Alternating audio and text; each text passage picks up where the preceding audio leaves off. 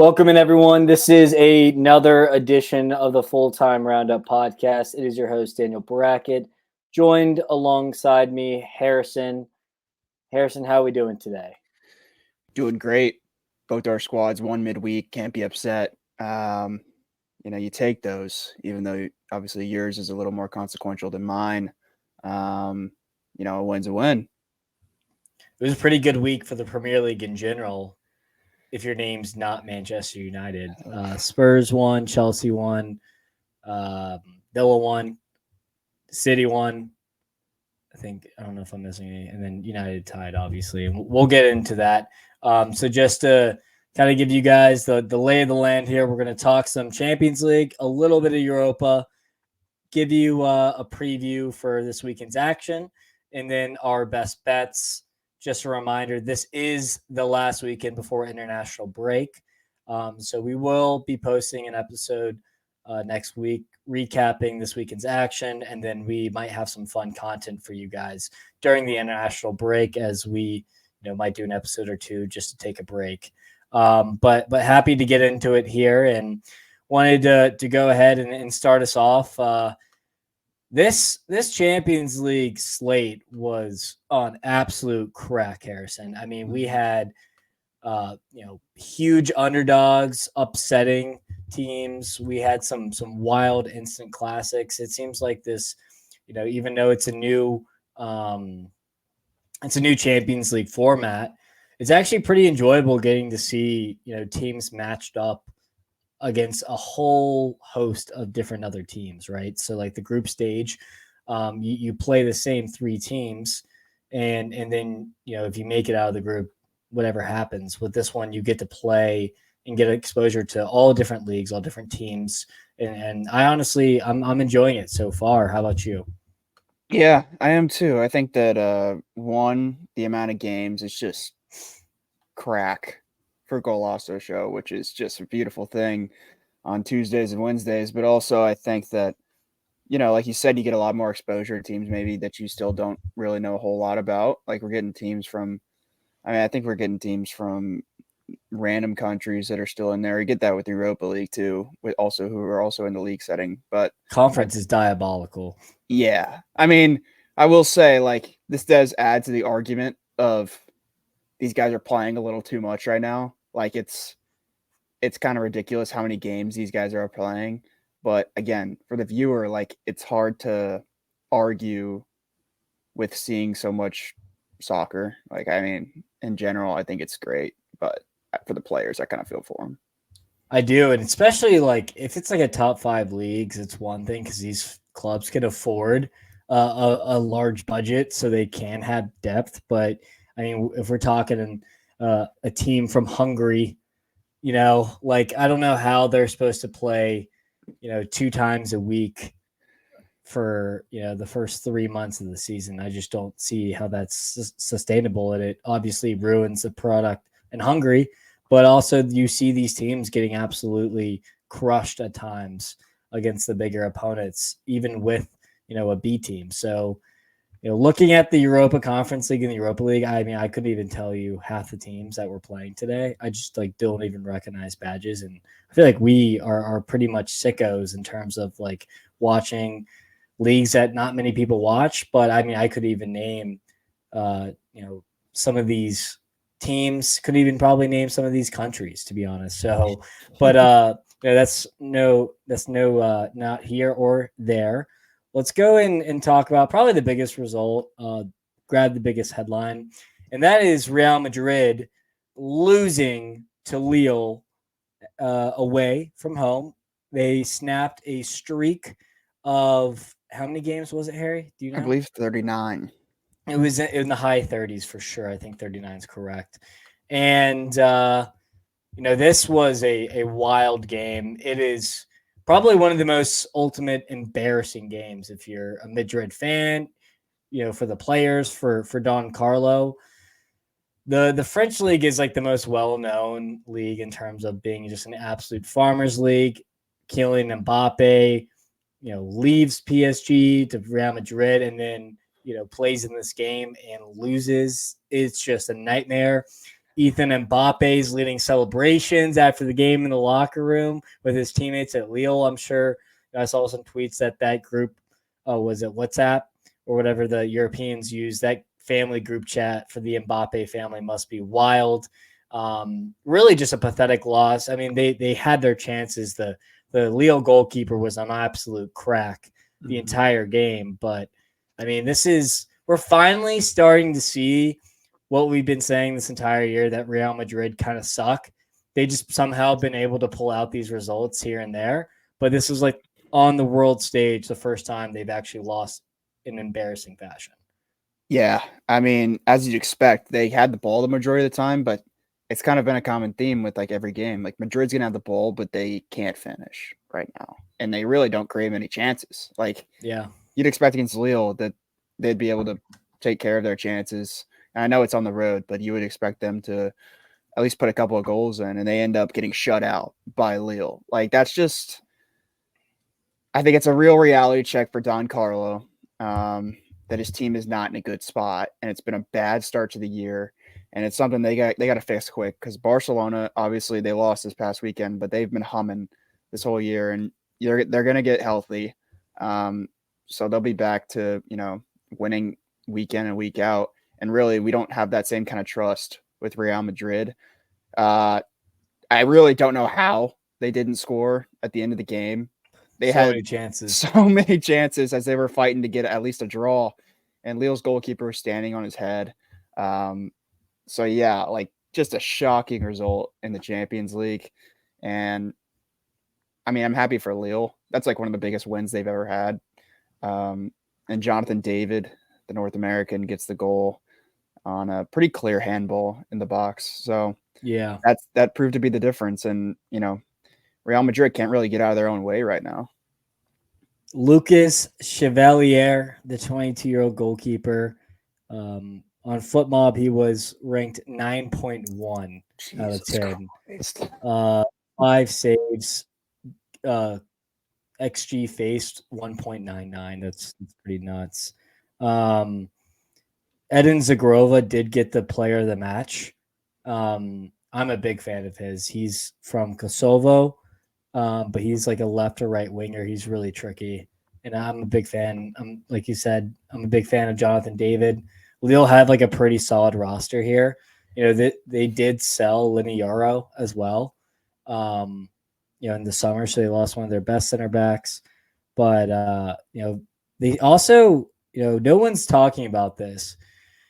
A 17-year-old French kid, Ayoub Bouadi, played in Ligue 1 or in Lille's midfield as well. I mean, he's playing against Camavinga, Tchouaméni, Valverde, Bellingham. 2 of those players played in the French league before him. So this was like almost like not like a rotated Lille team, but I mean the fact that their coach Bruno Genesio played a 17-year-old against Madrid at home, and then they end up winning the game. I mean, I'm looking at their bench right now, and it's not good. They got a lot of injury problems. I mean, they're missing Haroldson, Mbappe, Andre Gomes, who got called up for England, Umtiti, Bentaleb. Like, they're missing everybody, and they still win this game. Just shows how bad Real Madrid are playing right now. And I saw some takes that, Real Madrid have been worse since Mbappe have gotten here. Yeah, no shit. But, I love how the video resurfaces of Luis Enrique pleading with Mbappe, Michael Jordan plays defense. Like, you got to play for the team. It's not all about scoring goals. It's not all about the personal accolades. Like, you need to be part of the team. And I think it's really good timing for that video to come out, because you see, Bellingham's just busting his ass to get to a loose ball and kind of kicks in the middle. And he sees both Vinicius and Mbappe just walking, not even trying to get the ball. And you see him punch the ground and just go like ape shit at the two. When you have these strikers, and we saw it with PSG for years, like when you have a Messi, Neymar, Mbappe up front, and they're not going to play defense, you're playing 3 men down half the game. Like, I get with the ball, it's great. But if, when you don't have the ball, it's, you're just completely at a disadvantage. And so, I mean, what we said about this Real Madrid team last year is they played like a team. You could feel that team and the unity. I just don't feel that. I don't feel like they're sacrificing, accolades or, certain stats for the good of the team. And that's what, I think Don Carlo has to figure out ASAP. No question. I mean, I feel like we saw the first signs of this in the Super Cup, and we all just kind of blamed it on it's the first game with the team. It's their first real game when they played Atalanta in the summer, and not in possession. Real Madrid looks super, just kind of lost, and Atalanta was just passing right through them. And I feel like you mentioned, Mbappe and Vinicius not being involved defensively. I mean, they still are suffering from that in some sense. Like they just they can't, once they lose it, it takes them much longer than it usually would take a Real Madrid team to win it back. Mm-hmm. And that's part of the reason why they've been a little slower, I think, to find the net because they're not in possession as long. And also they've been giving up a lot of chances in almost all of their games. Yeah. Even in La Liga, like to teams that you wouldn't expect. Like I'm thinking back to, I mean, they drew Mallorca first game of the year. I believe they played I want to say they played Vallecano close for a little bit, or maybe it was somebody else, but another game on the road where they just did not look like defensively they were very strong. So for sure, Carlo's got a lot to figure out still. And I think Mbappe and Vinicius, while they are phenomenal offensively, them not taking part at all defensively, especially being two of them, not just one of them. You're losing the game too, especially. Like, what kind of fucking mentality is that? I don't know. It's pathetic. And I mean, like, sorry to interrupt you, but I mean, they better figure this shit out quick because they play El Clasico at the end of October. And if you play a good team playing this style of football, you're going to get blown out. Yeah. Plain and simple. It doesn't matter if it's at the Bernabeu or the referee is going to give you penalties every single game. You're going to lose games against good opponents. And especially with how Barca's going right now. Like you put this Barca against this Real Madrid, like it's no contest in my opinion. Give me the kids all day. Yeah. And I think you're seeing like some of these other stars. Like no one has said a word about Jude Bellingham all year. You know why? Because he's doing defensive work for like three people right now. So is Camavinga, Tsunami, and Valverde. I mean, you're hurting one of your star boys, is like one of your best players, because he's literally having to do a role that he shouldn't be having to do. It's ridiculous. But I mean, that's my rant for Real Madrid. I don't like them.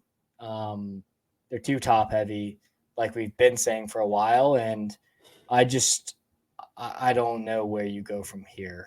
I don't know, but that's why they paid Don Carlo the big bucks. Another huge result, and Harrison, I mean, I got to give you props to this one because you made a phenomenal point. This is the Aston Villa Bayern Munich game. You mentioned how Aston Villa hasn't been in the Champions League in forever, and you thought back to that PSG Newcastle game where Newcastle went and blew PSG out of the water because the atmosphere was phenomenal. A little bit of that kind of happened today, this week. Aston Villa win 1-0 over Bayern Munich. Bayern Munich might have dominated the game, but at the end of the day, Villa got 3 points here. And I saw a video. I'm taking Unai Emery over Vincent Kompany every single day and twice on Sundays. No question. That's not, I feel like over Kompany, that's not a debate. Now, if you want to make, I think the real debate is the one that you mentioned, him and Arteta, but I'm taking Unai Emery over Arteta. I still lean, I think Unai, just from what he's been able to like deal with squad selection wise compared to Arteta is not even close. And he's come out on top. I mean, look at Villa, dude. This is while they have a ton of talent, like in the Prem, to get top 4 last year is still so impressive. And he's getting the most out of his players. You can't say anything else about that. Villa looked They looked solid. I thought Bayern, like you said, kind of controlled the game for the most part. But you put on the super sub, dude. And this guy, John Duran, is an absolute freak right now. He's like 6 goals in under 300 minutes. Just an absolute killer. And they're all worldies. Yeah. The goal he scores, like midway between midfield and the box, sees Neuer off his line and just buries it over him. I mean, an unreal goal. The scenes at Villa Park, like you'd imagine, super high energy. The place was going bananas. They were going bananas when I thought Pau Torre scored the first goal of the game in the first half, and that place was bedlam. They call it back on VAR, but then it's even sweeter that Duran wins it late. And Emi Martinez made some ridiculous saves at the end of that game to secure the win. Just really happy for Villa, obviously. A massive win for their entire club. And I think Bayern will be fine. I mean, that's a tough atmosphere to go into. And they played a solid game, but big ups to Villa. I mean, I think they deserve it. Yeah, there's nothing like having it take for multiple weeks and then kind of seeing it like unveil in front of your eyes. Bayern draw Bayer Leverkusen, and then they lose to Villa, and now they have to play Frankfurt at the weekend. It's a tough run. Let's go. Come on, frauds. But I'm not there yet. I'm not on the fraud train yet. I just don't think they're as good as people say they are. But another thing about Unai Emery, you mentioned it. He gets the best out of his players. Well, he started Jaden Philogene, who played in the championship for Hull City last year. Jacob Ramsey, and then Morgan Rogers, who played for Middlesbrough last year. That was his attacking trident with Ollie Watkins. And then he throws on MLS legend John Duran. Like what? Against like Michael Elise, Harry Kane, Coman, and Gnabry. That is ridiculous. It is. And so love that. The only time Aston Villa have ever played Bayern Munich is in the Champions League final in like the 80s. And Villa won 1-0. Same exact thing. Shithousery. They had the Champions League trophy on the walkout just to remind the Bayern players, the history there. So I love that, and I'm really happy.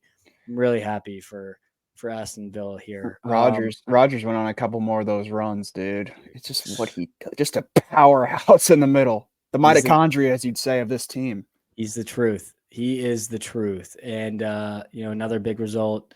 Less big as soon as I saw the lineups, but Arsenal beat PSG handily. I mean, once I saw that front line from PSG, I always knew what was going to happen. Low scoring. And, they took care of business. Luis Enrique drops Dembele, and they don't score a goal. So, not good if you're a PSG fan. But Luis Enrique is known. He's dropped Messi before.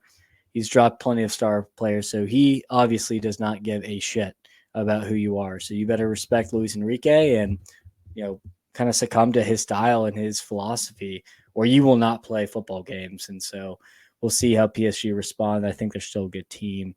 And they got good pieces, but obviously this wasn't, the best moment for them.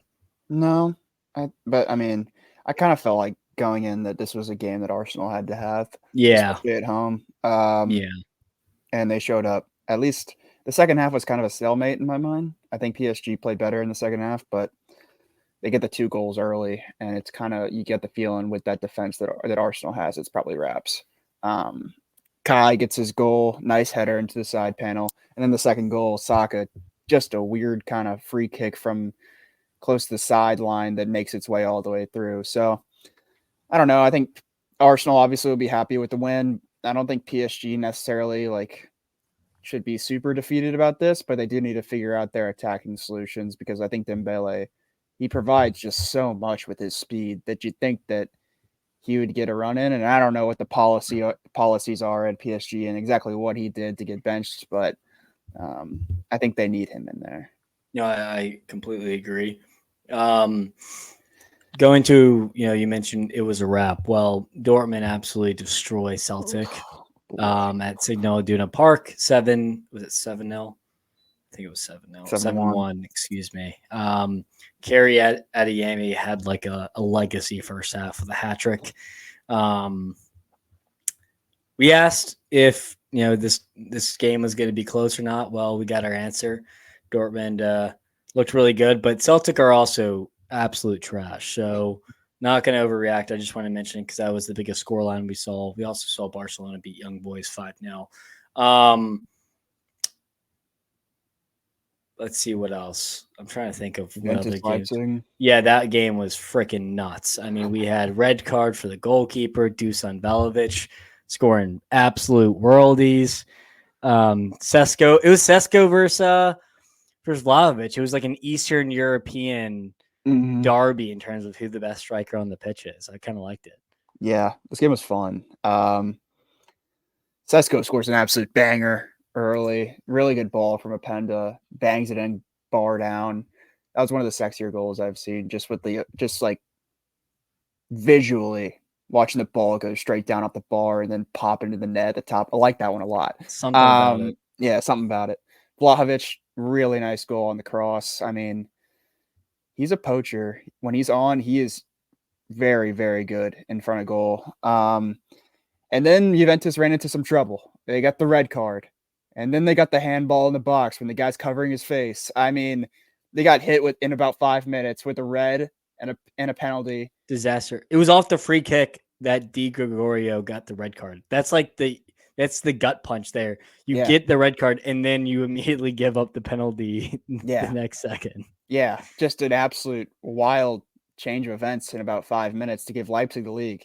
And then you want to talk about flipping the script. Down a man, Juventus score 2 and win it. Conceição, sick goal. I mean, just carved the defender absolutely apart and finishes, and it was absolute bedlam for Juventus. I mean, their bench was going crazy. Mato was in the middle of the celebrations. A hell of a win for a team that continues to surprise me this year. Yeah, no, absolutely. I'm glad we got to cover that too. And Rosa, your days might be numbered, buddy. Jesus Christ, dude. I'm tired of you. Very tired of you. A result that I just genuinely couldn't believe was Atleti losing 4-0 to Benfica also, especially after a big draw against Madrid. Both teams with big letdown games after that. I mean, is Benfica back? Maybe. But, I mean, this was – Di Maria felt like he was in a Madrid shirt again, just how he was terrorizing Atletico's defense. It was honestly unbelievable to watch. I mean, we mentioned how the stadium is fire there, and it's a great atmosphere, but, I mean, 4-0, and their XG was 4.5, and Atletico's was 2.4 or 0.24. So, I mean, we're talking complete and utter domination. It surprised me, but I called out Artakoglu. He is on fire right now. He has 2 goals, 2 assists in the league right now. And I believe he has 2 goals in his UCL campaign to start out. So, I called it out. I liked the signing. It was an underrated signing. I missed it, but he's going to lead this team, and him on one side and Di Maria on the other. I'm liking this a lot. I just don't love the striker Pavlidis. I don't think he's that good. But I just like the 2 teams that we mentioned. They get the atmospheres rocking. Yeah. You get the stadiums going. Villa and Benfica were the 2 possible teams that we figured, the crowd could play a part, and they took care of business at home.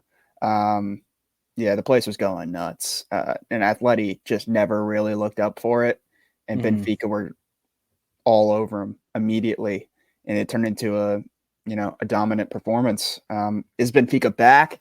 I don't know. I kind of just get the feeling that they show up for big games at home. That's just my thinking with this team. And they can't really put it together consistently. But this one, just from the start, was all Benfica. Yeah. I mean, Bruno Lage, 2 wins in 2 games for Champions League after they had one of their most horrific campaigns last year. So, they're really bouncing back. I mean, Atleti, they also, I want to say this is their 3rd it was either the third or fourth game in like 17 days. Like they have been Just ran out of gas. just so many games pounded on them one after another, and I'm not surprised that eventually they had a letdown, especially after a super emotional game against Madrid. No doubt. No doubt. Last thing I wanted to mention, Salah with his absolute banger.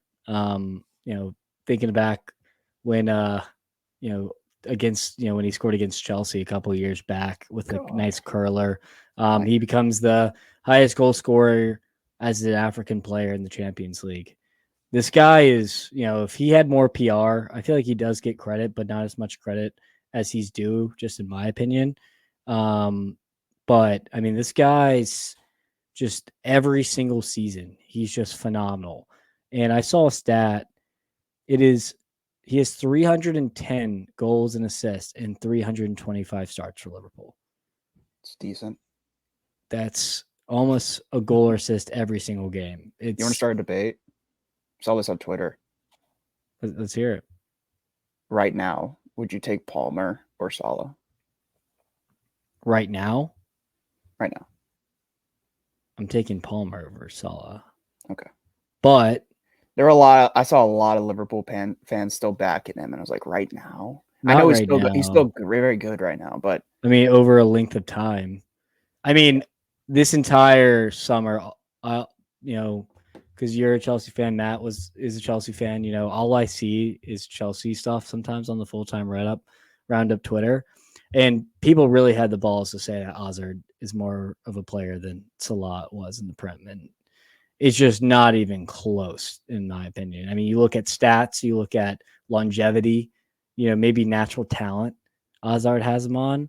I think naturally, I think Hazard might be a better player, but stats wise, Salah's got to be easily. We're talking legacy. We're not talking like natural ability either. That was like the argument was just like who's a better Premier League legend. I just don't even think it's close. But yeah, no. Anyways, congrats to Mo for that, and may long it continue. Sign him up for a new contract. We'll see here. Now, Europa headlines, we're just going to do these really quick. Ange Postecoglou and Spurs doing really well with the kids. Two games, 2 wins expected. They really rested guys here against, I think it was a Hungarian team. That's not an easy away. Fenerbahce, not an easy away game. So, congrats to them. And then Galatasaray loses a lead twice in a week. They were up 3-0 this weekend, and they were up 2-0. And they lost or they tied to a club that was invented in 2016 in Lavia. As one of the biggest clubs in the world in Turkish Giants, that's obviously unacceptable. You also see Roma lose to Elfsborg in Sweden, unacceptable. And then Porto and United was an instant classic. I don't watch Europa League that much, but I will say that game was a whole lot of fun, especially that first half. There was, 4 goals in the first half? Absolutely bonkers. And Bruno got a red card for the second game in a row, which is always fun. How about Ten Hag bringing off Rashford as early as he did, having a good game too?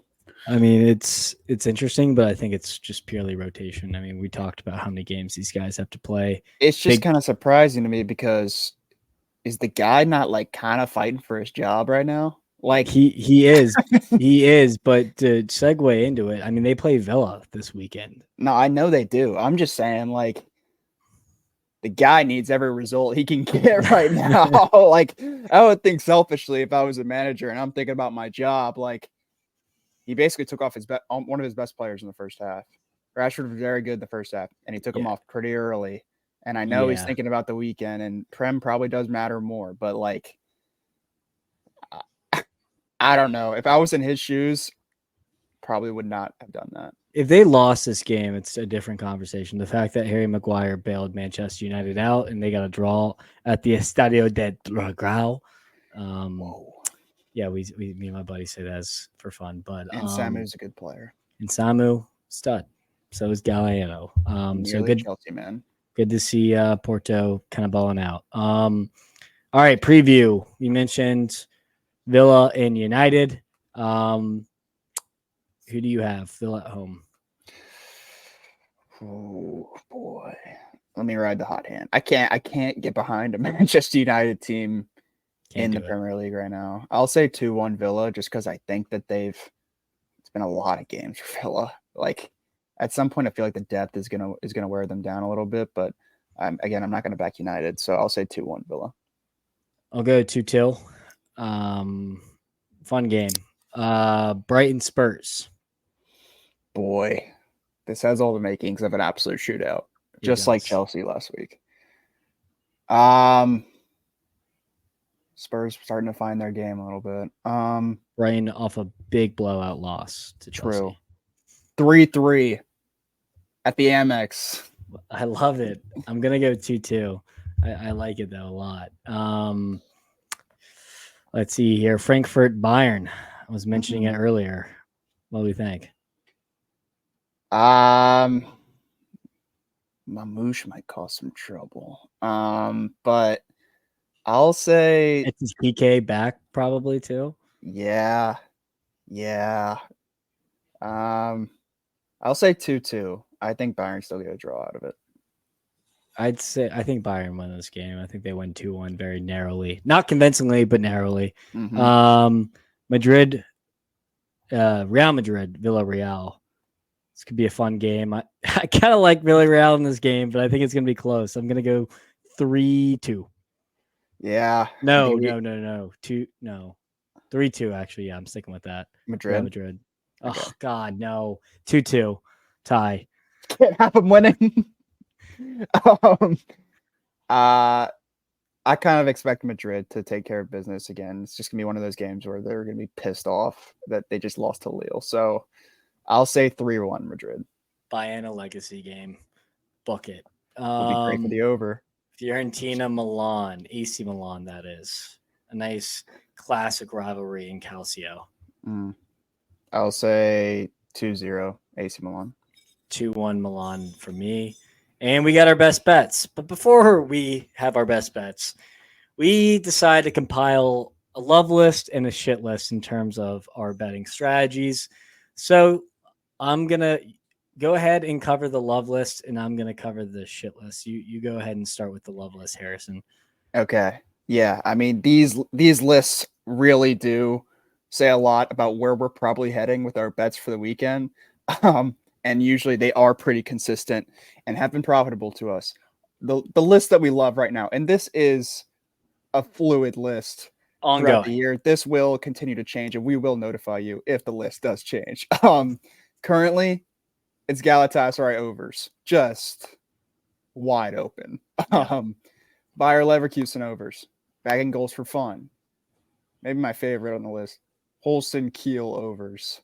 We mentioned it last step. I mean, sit back, grab a cold one, and watch the game fly. Villarreal overs. Villarreal have hit the over in every single game in La Liga this year, and I hope it continues because currently I'm on the trend. PSV and Lisbon, money line, team total, whatever you want, any game in either the Eredivisie or the Portuguese league, you know that they're going to probably take care of business. And also Bochum overs. Just blew a 2-0 lead and lost 4-2 to Dortmund. And it's a pretty consistent theme for them, not just this season, but also last season.